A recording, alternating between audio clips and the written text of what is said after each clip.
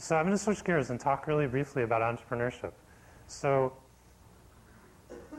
I'll try to give you some of the things I think are really important that other people won't tell you or won't stress as much. And one of those is really just don't settle.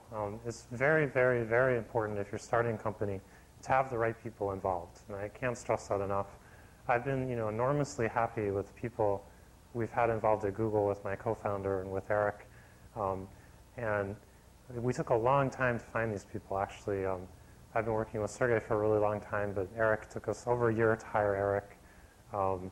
And just generally, having great people involved that you really like and that are compatible with you and all those things is tremendously important. And you're never going to question the equity you gave up or any of the other things. So I can't stress that enough. The other thing I think we really benefited from is being real experts. We worked on Google for many years at Stanford before we started the company.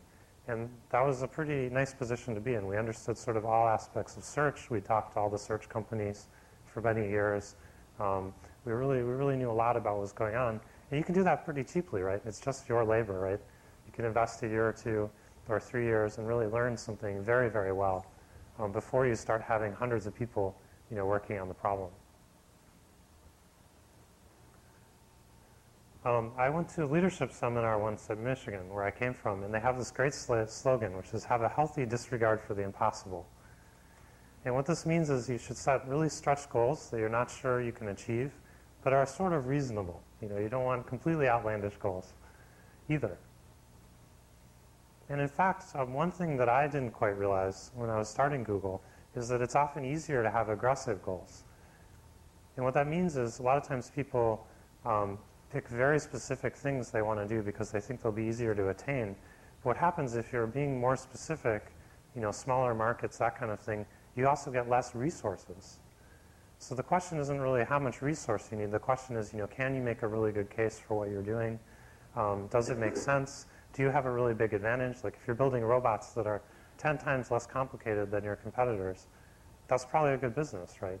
And maybe it takes a lot of money to get started up, and maybe it's easier than doing something simpler.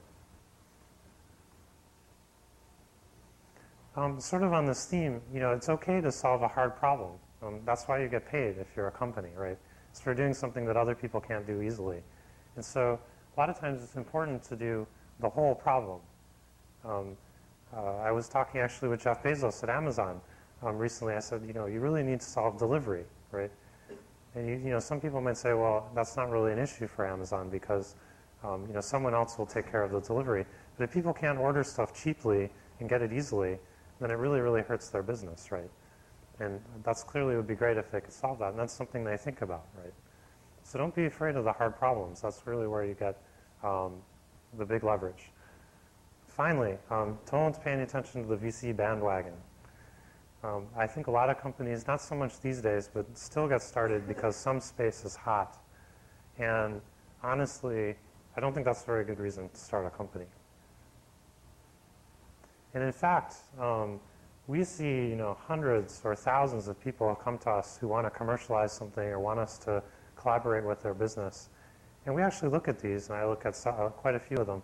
And my guess is like one a year we are interested in. So the trick is to have the one that somebody's going to be interested because it's a good idea, and not to be one of the thousands that come through all the time.